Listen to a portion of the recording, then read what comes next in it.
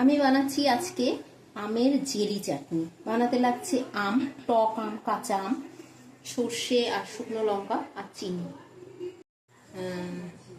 এই শুকনো লঙ্কা ফোড়ন দিয়ে দিলাম আর সর্ষে ফোড়ন দিয়ে দিলাম।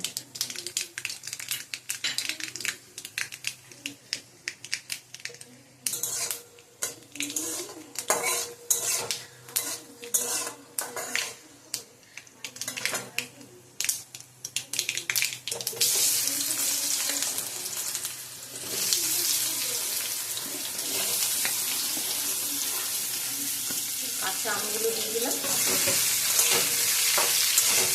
এবার এর মধ্যে একটু নুন দিয়ে দিলাম।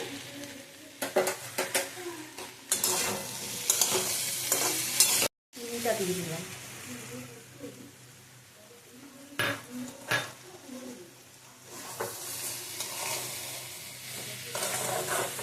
চাটনি তৈরি হয়ে গেছে, এবার নামিয়ে দেব। আমার আমের জেলি চাটনি তৈরি। এই রেসিপিটা যদি আপনাদের পছন্দ হয়, লাইক শেয়ার করে সাবস্ক্রাইব করে কমেন্ট করবেন। Thank you.